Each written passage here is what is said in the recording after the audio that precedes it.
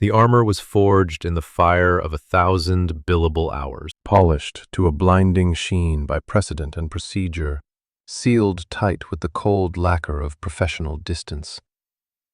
My life was a fortress of my own design, and I, Theodore, was its sole, vigilant occupant. Each day I donned this suit of bespoke invulnerability. The sharp lines of a Tom Ford suit, the weaponized gleam of a Patek Philippe, the precise, bloodless language of contracts and torts. They were my shield, my helm, my greaves. Inside, I was safe, untouchable. Or so the lie went. Tonight the armor was heavy. It chafed at the soul, its weight pressing down on my sternum until each breath was a calculated effort. The victory in court today had been absolute, a brutal, systematic dismantling of the opposition's case that left them speechless and financially eviscerated. I had been magnificent, a shark in a sea of guppies. My partners clapped me on the back, their smiles wide and predatory, their eyes reflecting the gleam of the bonus that was sure to come. I felt nothing, just a vast, echoing emptiness where satisfaction was supposed to reside.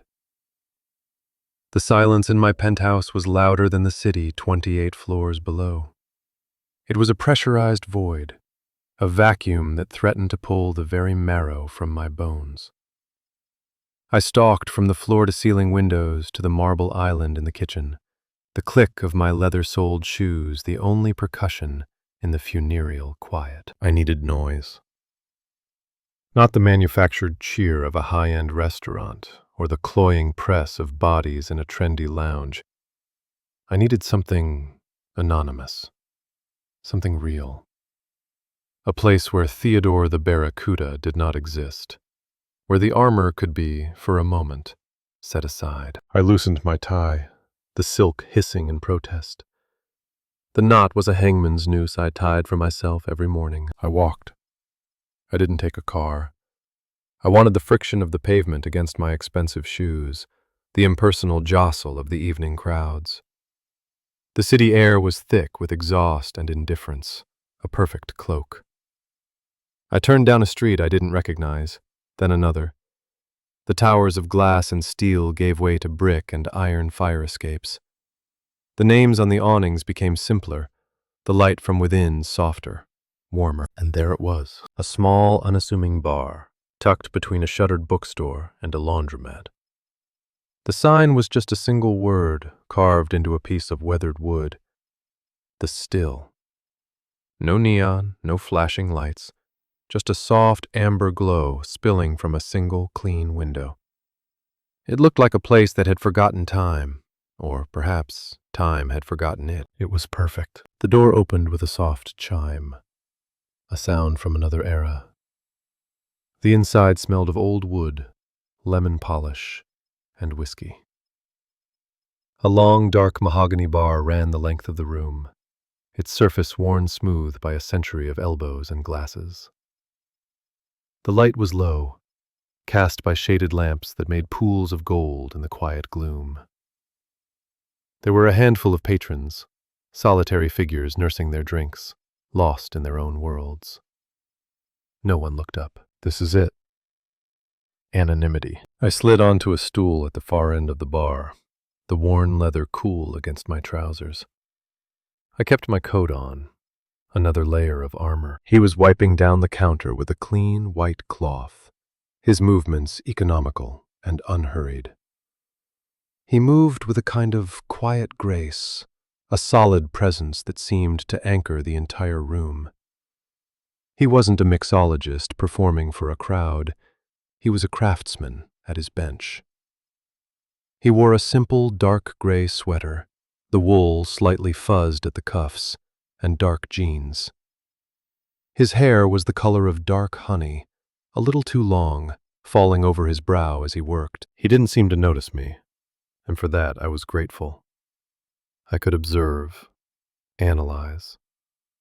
It was my default state.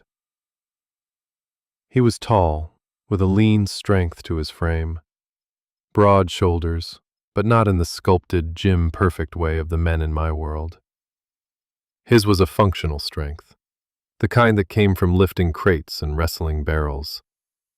His hands were clean but not manicured, capable. He finally finished his task and moved down the bar toward me, his footsteps silent on the wooden floorboards. He placed a thick paper coaster in front of me. His eyes met mine for a fraction of a second. They were a startling, clear green, the color of sea glass. "What can I get you?" His voice was low, a quiet baritone that didn't echo in the silent room. It just was. "McAllen, 18, neat." The order was automatic, the demand of a man used to getting exactly what he wants. He nodded, no flicker of judgment at the expensive choice. He simply turned, his back to me, and reached for the bottle on the top shelf. I watched the way the muscles in his back shifted under the gray sweater. A strange, unfamiliar current ran through me. It wasn't desire, not in the simple, transactional way I understood it. It was something else. A pull. The force of gravity from a large, quiet object. He poured the amber liquid into a heavy crystal glass, his movements precise. He slid it across the bar to me. Our fingers didn't touch, but I felt the warmth of his hand in the space between us, a radiating heat that seemed to defy the cool air of the room. I took a sip. The whiskey burned, a familiar, controlled fire. It was a good burn. It reminded me I was alive. I settled in, letting the quiet of the bar seep into my bones. This was the lie I told myself. I was here for the solitude, for the anonymity of a dark corner where I could simply be. But the truth, the terrifying, unspoken truth, was that I was here because I was drowning in the silence of my own life. And this place, this man, felt like a steady shore. He went back to his work, polishing glasses until they gleamed, his focus absolute. I watched him, my lawyer's brain cataloging the details, the way his brow furrowed slightly in concentration, the slight unconscious cant of his head, the calm, steady rhythm of his breathing, which I could almost hear in the profound quiet. He was a fortress of a different kind. Not one of steel and glass, but of wood and stone. Ancient. Grounded. An hour passed. Or maybe 2. Time seemed to stretch and bend in this place. The other patrons had trickled out one by one, their departures as quiet as their arrivals. Soon, it was just me and him. The silence deepened, becoming more intimate. It was no longer the silence of a public space, but the shared quiet of a private one. I should leave. This is the point where I pay, nod, and walk back to my empty penthouse. The professional line. I didn't move. He was at the far end of the bar, rinsing a shaker. He looked up, and his eyes found mine across the length of polished wood. This time, the gaze held. It wasn't a challenge or a question. It was a reading. He looked at me, and for the first time all day, I felt the unnerving sensation of being truly seen. Not the suit, not the watch, not the reputation. Me. He set the shaker down and began to walk slowly toward me, his green eyes never leaving mine. The sound of his footsteps was the only thing in the world. My heart began to pound, a heavy, frantic drum against the cage of my ribs. The armor felt suddenly thin, brittle. He stopped directly in front of me, leaning his hands on the bar. The space between us crackled.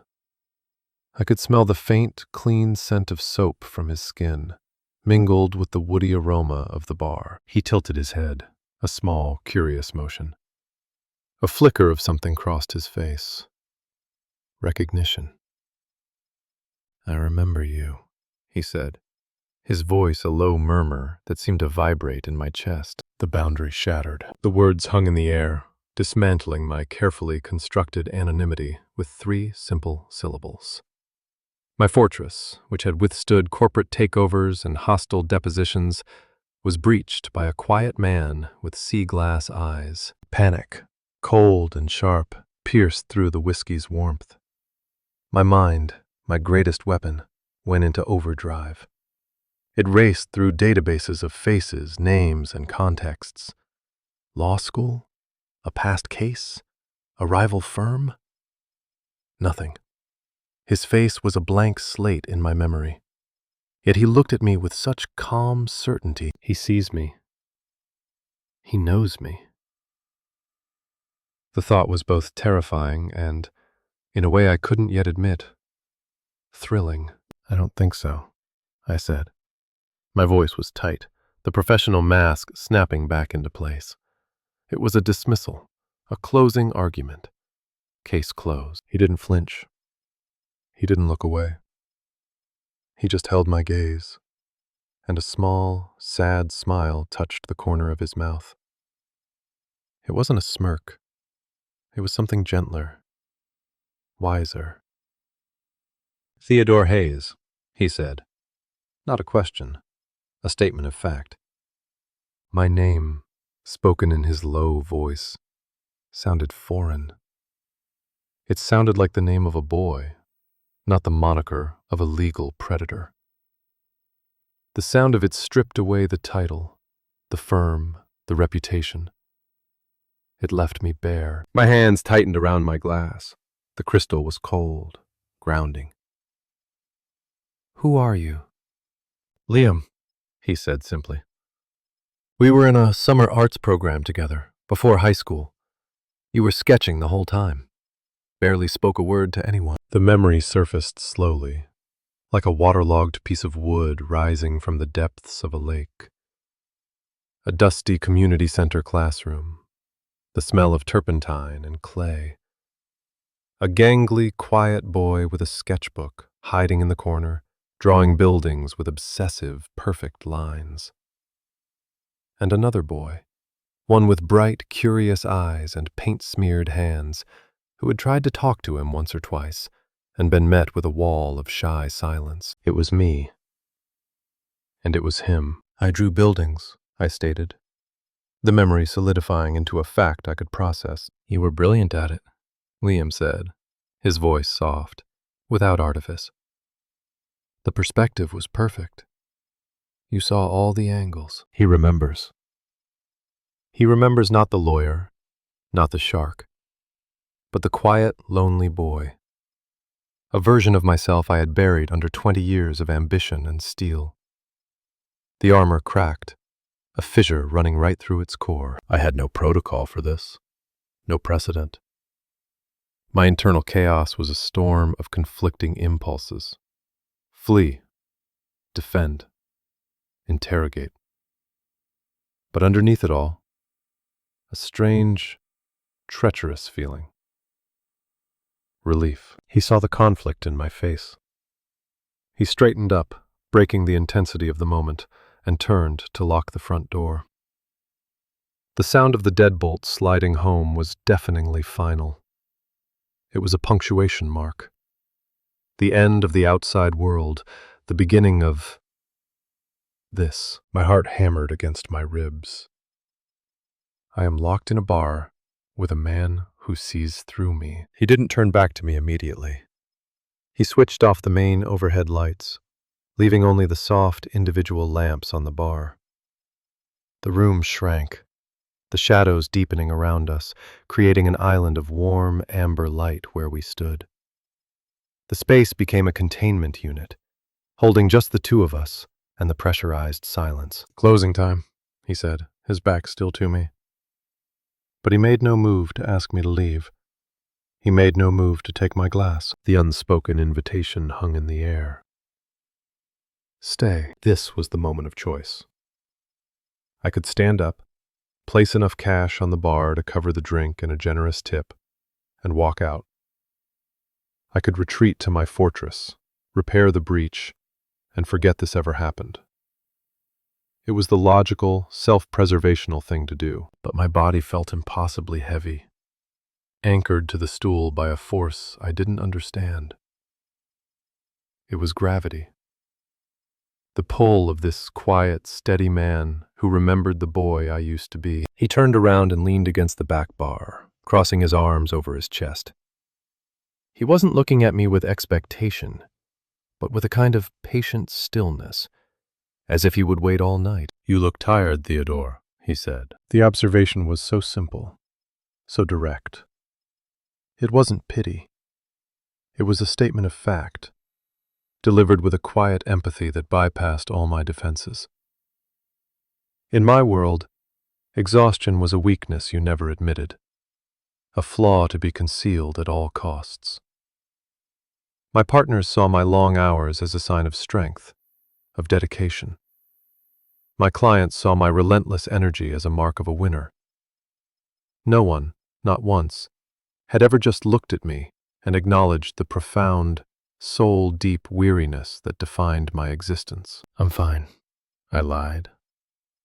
The words tasted like ash in my mouth. Liam just nodded slowly, accepting the lie for the flimsy shield that it was.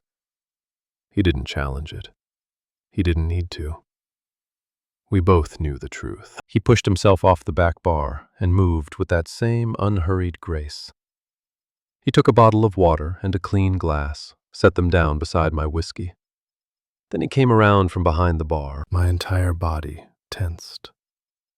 The barrier of the mahogany counter was gone. He was in my space now, a physical presence that my senses struggled to process. He didn't stop near me. He walked past, to the small, round table in the corner I had first noticed when I came in. He pulled out the chair opposite the one he chose for himself, and then looked at me. Another invitation. Deeper this time. "Come out from behind your defenses. Sit with me." My legs felt stiff, my movements robotic as I slid off the stool. I left my half-finished whiskey on the bar, a conscious act of abandonment. I was leaving that world behind, if only for a few minutes. I walked the few feet to the table, the sound of my own footsteps unnervingly loud. I sat, my back ramrod straight, my hands placed carefully on my knees. A witness being deposed. Liam watched me, his expression unreadable in the dim light. The silence stretched, but it had changed again. It was no longer tense, it was diagnostic. He was studying the cracks in my armor, and my own analytical mind, unable to stop, was doing the same to him. His stillness was a facade, I realized. Not a lie, but an incomplete picture. There were fine lines of fatigue around his eyes, a tension in his jaw that he consciously worked to relax. The quiet of this bar was his fortress, just as my penthouse was mine. We were two lonely kings in our silent, separate castles. He leaned forward, resting his forearms on the table. The movement was slow, deliberate. It closed the distance between us. I could feel the heat radiating from his body, a warm, living presence in the cool air. The scent of him was stronger here, that clean soap and laundry scent, underpinned by something uniquely his, something like cedarwood and rain. It was grounding, real. My senses, so often dulled by the sterile environment of my office and home, were on high alert. The rough texture of the wooden table under my fingertips, the low, almost inaudible hum of the beer cooler, the way the low light caught the gold flecks in his green eyes, the soft sound of his breathing, a steady rhythm that my own frantic heart wanted to sync with. "Breathe," I told myself. It was a command I gave myself before entering a courtroom. Breathe. Focus. But my focus was entirely on him. Every micro-expression, the slight downward turn of his lips when he thought I wasn't looking, the way his gaze would drift to my hands, then back to my face. He He was analyzing me just as I was analyzing him. Two observers, trapped in a feedback loop of intense, silent scrutiny. He broke the silence first. "You never did tell me what you were drawing," he said, his voice a low rumble that vibrated through the small table. He was taking us back to the safety of the past, before the armor was forged. "Skyscrapers," I said, the answer coming without thought.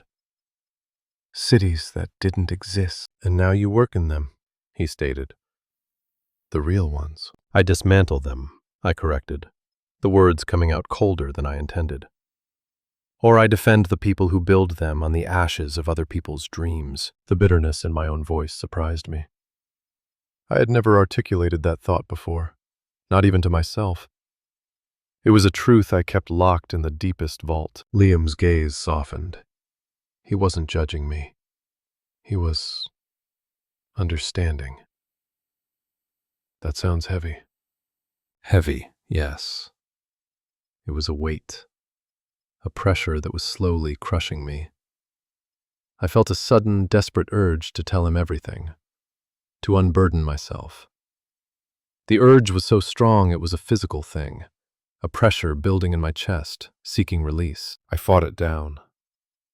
"Control, Theodore. Maintain control." "It's the job," I said, the words clipped and final. He leaned back, giving me space. He knew he had pushed too close to a nerve. He was adept at reading boundaries.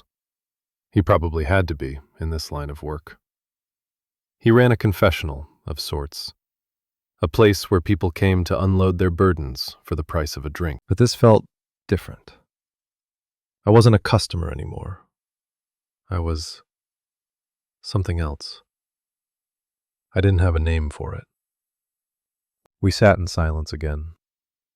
I watched his hands. They were resting on the table, loosely clasped. Strong, capable hands. I imagined them holding a piece of charcoal or a paintbrush. I imagined them shaping clay. Then my mind betrayed me. I imagined what it would feel like to have one of those hands cover my own. The thought was a jolt of electricity, a shocking, terrifying warmth that spread up my arm and settled deep in my chest. My hand twitched on the table. Liam's eyes flickered down to the movement. He saw it. He knew. He didn't move his own hand. He didn't retreat. He just held my gaze, and the air between us became thick, heavy, charged with a static I could feel on my skin. This was a precipice, a long, terrifying drop into an unknown canyon. My internal monologue was a frantic, spiraling chaos. "This is insane. You are a professional. This is a stranger. No, not a stranger. He remembers the boy. He sees the man. He is offering, what? Comfort? Connection?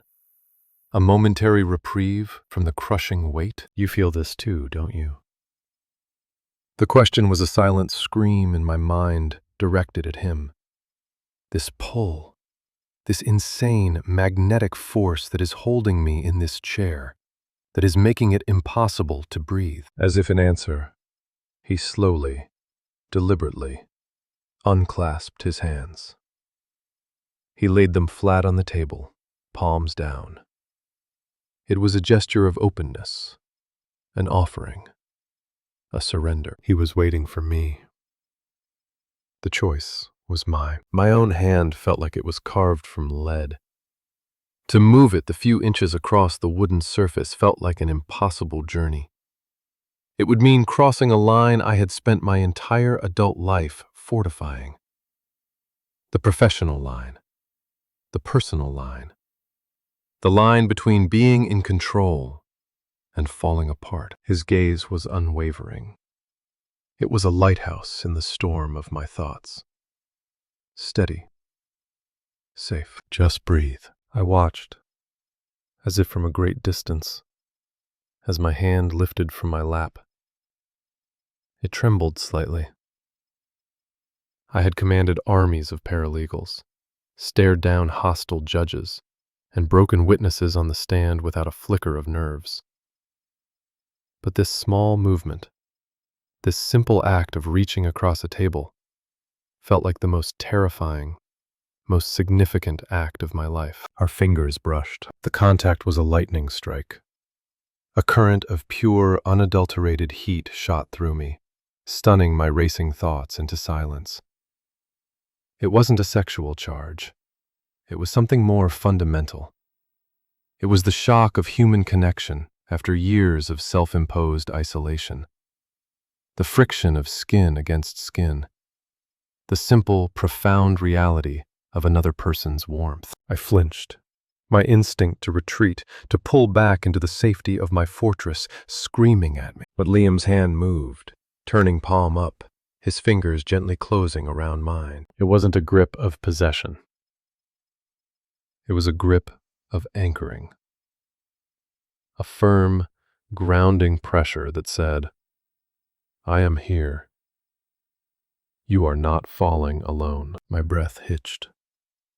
The armor, already cracked and fissured, simply dissolved.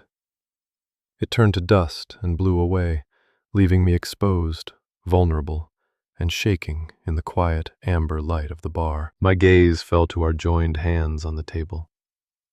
His fingers were long, his knuckles slightly calloused. They were wrapped around mine, a shield of warmth and strength. My own hand looked pale and foreign against his, the hand of a man who dealt in paper and words, not wood and glass. The silence that followed was no longer a space to be filled or a tension to be broken. It was a blanket, a shared stillness that was more intimate than any conversation.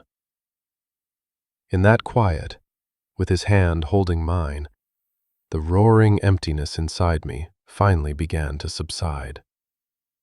The pressurized void was being filled, not with noise or distraction, but with the simple, profound weight of another person's presence. He didn't say anything. He didn't need to. The touch said it all. I see you. I remember you.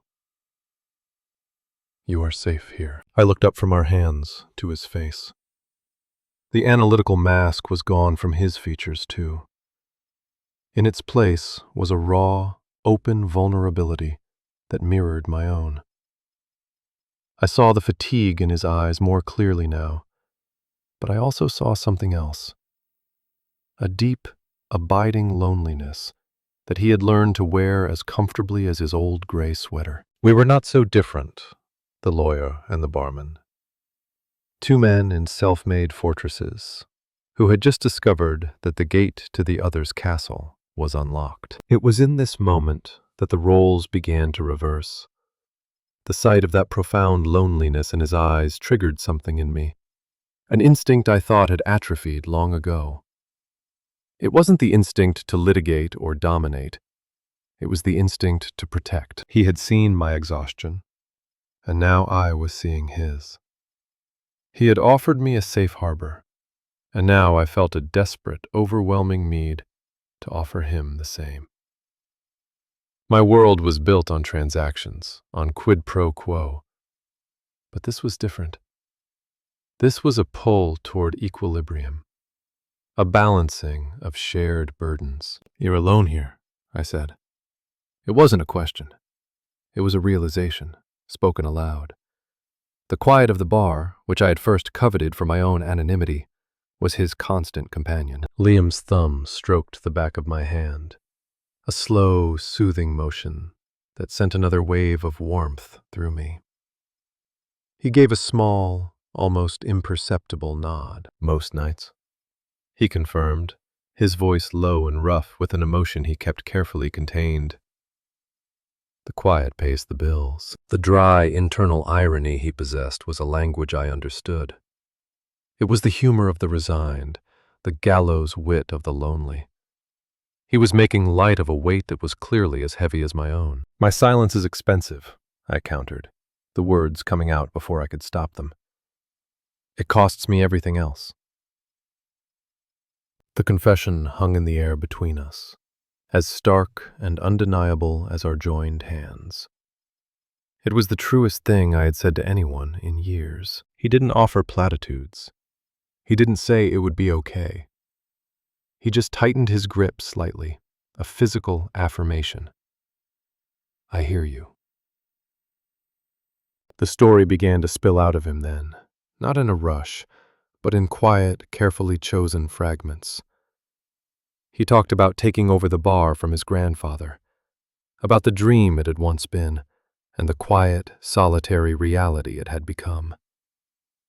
He spoke of watching people come and go, connecting for brief, fleeting moments, while he remained the constant, stationary observer behind the bar. Sometimes I feel like a ghost, he murmured, his gaze distant, looking at a point somewhere over my shoulder.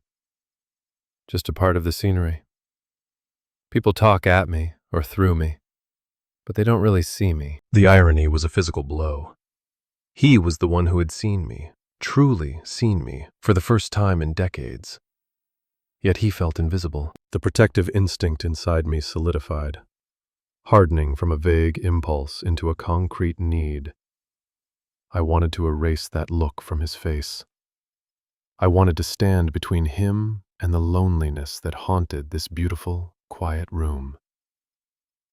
For the first time, my desire to fix something wasn't about winning a case or closing a deal. It was about another person. I squeezed his hand. My first initiated act of comfort. His eyes snapped back to mine, a flicker of surprise in their green depths.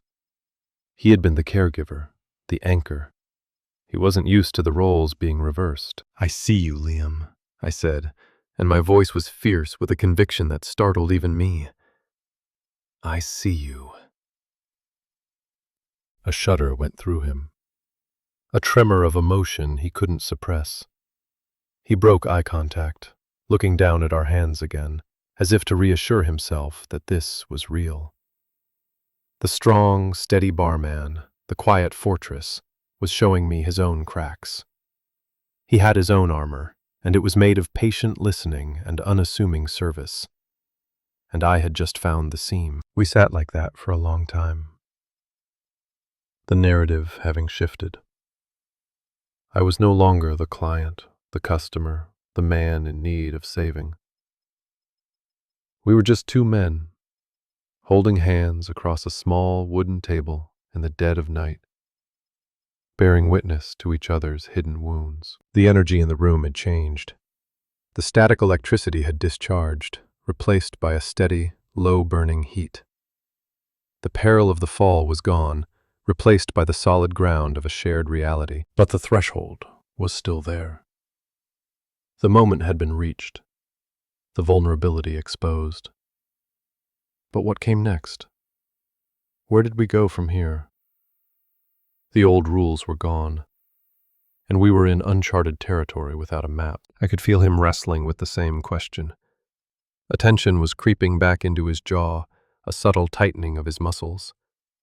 The comfort of the connection was being challenged by the fear of what it meant, of what to do with it. It was my turn to be the anchor. Don't, I said, my voice quiet but firm. He looked up, a question in his eyes. Don't pull away, I clarified.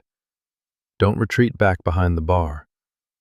Don't let this moment just end. It was a plea, a direct, verbal expression of need that went against every fiber of my being. I was a man who gave orders, not one who begged. But I was begging now, begging him not to let this fragile, beautiful thing shatter. The challenge was laid bare. I had made the unspoken explicit. I had forced the issue, making it impossible for either of us to retreat into the safe pretense of before. Liam's throat worked as he swallowed. He was scared. I could see it. He was scared of the same thing I was. The hope. The terrifying, brilliant, painful hope that this connection might be real, and the devastation that would follow if it wasn't. Theodore, he started, his voice strained. I know. I cut him off, my voice softening. It's impossible. It makes no sense. The high-powered lawyer and the quiet bar owner. It's the setup for a bad joke. A ghost of a smile touched his lips. I've heard worse. But it's real, I pressed, my grip on his hand tightening with urgency. This, right now, this is the only real thing I've felt all day. Maybe all year. This was the final cross-examination. The truth, the whole truth, and nothing but the truth. He stared at me, his green eyes searching my face for any hint of deception, any trace of the lawyer's artifice. He found none.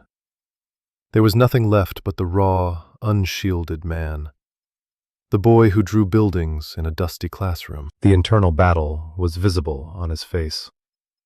The conflict between a lifetime of guarded solitude and the sudden, shocking possibility of something more. He was standing on the same precipice I had been on just moments before. I had to give him the courage to jump. Or at least, to let me jump with him. I made my choice. I was done with the fortress. I was done with the armor. I was choosing this. Choosing him. I stood up, pulling my hand from his. For a heart-stopping second, I saw panic flash in his eyes. He thought I was leaving. He thought I had pushed him to the edge only to walk away myself. But I didn't walk away. I walked around the table. I stopped behind his chair. He sat frozen, his back rigid, his breathing hitched. He didn't dare to turn around. He was completely, utterly vulnerable. My hands came down, not on his shoulders in a gesture of casual reassurance, but on the sides of his neck. My thumbs rested gently in the hollows behind his ears, my fingers spreading into his hair.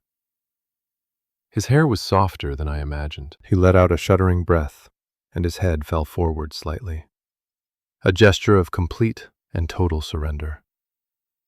He was giving me his trust. He was letting me in.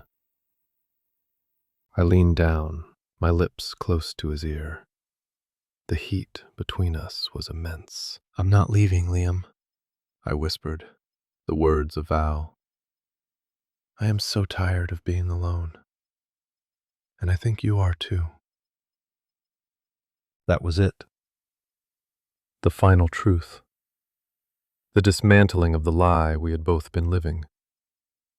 We weren't just tired from our jobs. We were tired of the solitude. Tired of our silent castles. A sound escaped his throat, a muffled, desperate noise that was part sob, part sigh of relief. It was the sound of a wall crumbling, of a dam breaking. He reached up, his hand covering one of mine where it rested on his neck, holding me there, grounding me, even as he was the one falling apart. The truth was out. The false premise of my visit, a quiet drink for an exhausted lawyer, was gone. The real reason was confessed, not just for me, but for both of us. Need, loneliness, an unbearable yearning for connection. He turned his head then, just enough so his cheek pressed against my hand. The contact of his skin, slightly rough with evening stubble, against my palm, was electrifying. It was an act of such profound intimacy it made my knees weak. "Stay," he breathed, the word a fragile puff of air against my skin. It wasn't a command anymore. It was a plea. His plea. "I'm here," I promised. I stayed there for a long time, my hands holding him, my body a shield behind him. I could feel the tension slowly seeping out of his shoulders, the rigid posture of the stoic bar owner dissolving, until he was just a man, leaning into the comfort of another's touch. The protector had become the protected, and I, the armored warrior, had become the harbor. Eventually, he moved. He stood up slowly, turning to face me. The space between us was now non-existent. We were standing chest to chest, the heat from our bodies mingling. His green eyes, now shining with unshed tears, were full of a terrifying, beautiful hope. My own carefully constructed composure was gone. I felt stripped bare, every raw nerve exposed. There were no more words to be said, no more analysis to be done. All that was left was the final, physical act of surrender. I didn't know who moved first. Maybe we both did. But suddenly I was holding him, my arms wrapped around him in a fierce, desperate embrace. He buried his face in the crook of my neck, his arms circling my waist and holding on tight, as if he were afraid I might disappear. This was not the polite back-patting hug of colleagues or friends. This was a collision, a crashing together of two people who had been adrift for too long and had finally found land. I held him, my hand tangled in his soft hair, my face pressed against his temple. I could feel the frantic, pounding beat of his heart against my chest, a perfect match for my own. I could smell the cedar and rain scent of his skin, the clean smell of his sweater, and it was the most comforting, grounding scent I had ever known. He shuddered in my arms, a deep, full-body tremor. It was the release of years of pent-up loneliness, of quiet desperation, of holding it all together on his own. And I just held him tighter, absorbing the shockwaves, anchoring him. My own walls, the ones I'd spent a lifetime building and reinforcing, they didn't just crumble. They evaporated. They turned to mist and vanished, leaving nothing behind but the raw, aching, vulnerable core of me. And for the first time, it didn't feel like a weakness. It felt like a strength. The strength to finally let someone in. I felt a wetness on my neck and realized he was crying. Silent, wrenching tears of a man who had forgotten how. And in that moment, I felt my own eyes burn. The great Theodore Hayes, the shark, the Iceman, stood in the middle of a dark, quiet bar, holding a man he barely knew, and wept. Not for the victory I'd had in court, not for the emptiness of my life, but for the sheer, overwhelming relief of this moment. The relief of being found. We stood there, locked together, for an eternity. The city outside, with its sirens and its traffic and its relentless demands, ceased to exist. The only reality was the circle of our arms, the heat of our bodies, the sound of our synchronized breathing as we slowly, carefully, pieced each other back together. The embrace finally loosened, not with a sudden break, but with a slow, reluctant easing. We didn't step apart. We just shifted, our foreheads coming to rest against each other. His eyes were closed. I kept mine open, memorizing the lines of his face in the dim, golden light. The silence returned. But it was a new silence. It was not empty. It was full. It was charged with everything that had just happened, with everything that was now possible. It was a comfortable, grounding stillness, the kind of quiet that doesn't need to be filled. His breathing was even now the storm passed. My own heart had slowed from its frantic pace to a steady, strong rhythm.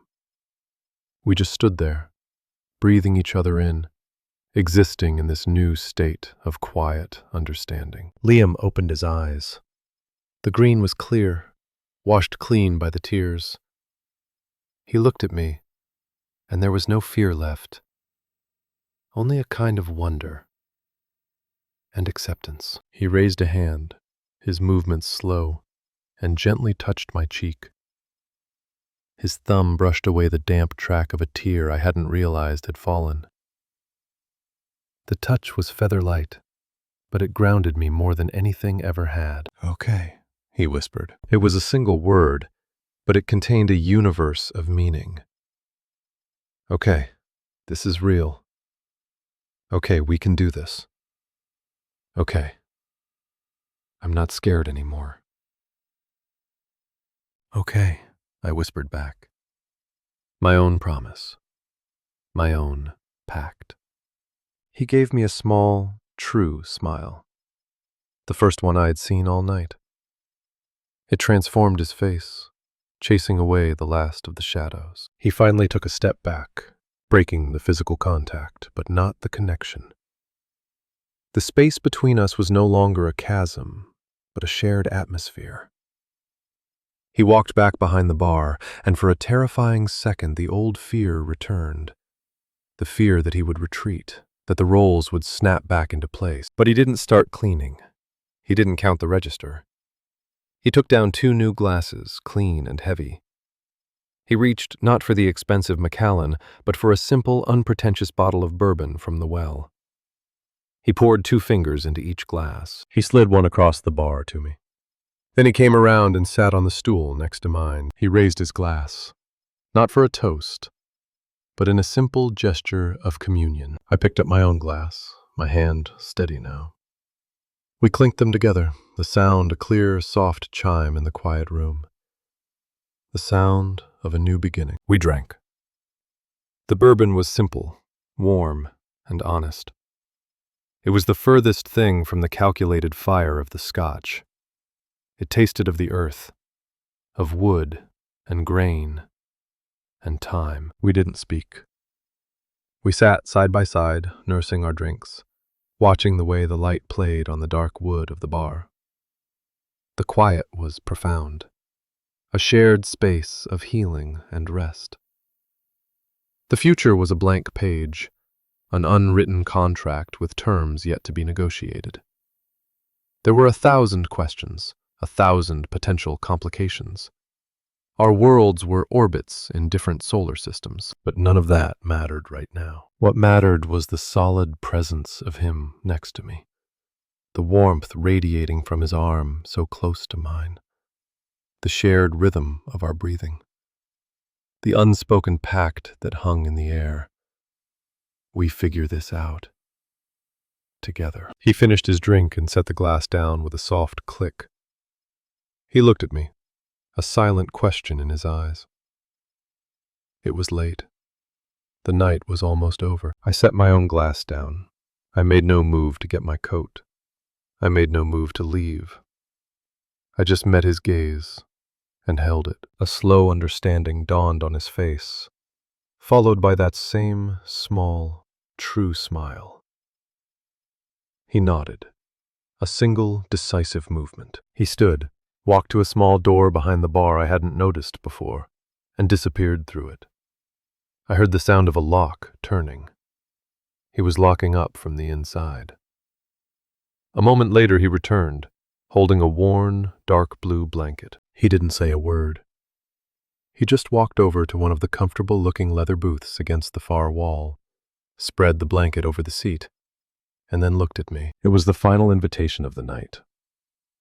Not to a bed, not to sex, but to a shared peace, to a safe place to rest, to not having to go home to an empty fortress. I stood, and for the first time in what felt like a lifetime, the weight of the world wasn't on my shoulders. I walked over to the booth, and he made space for me. We settled in, side by side, our shoulders and hips pressed together. He draped the other half of the blanket over me. It was warm. He was warm. I leaned my head back against the worn leather, and my eyes drifted closed. I could feel him do the same beside me. The warrior and the caregiver, side by side. Their duties for the night concluded. The real strength, I realized, wasn't in the armor you wore. It had nothing to do with impenetrable walls or flawless defenses. True strength was found in the terrifying, courageous, and profound act of letting someone else see the cracks, and then having the grace to do the same for them. It was in the quiet, shared stillness after the battle, when 2 exhausted soldiers simply laid down their arms and chose to rest together.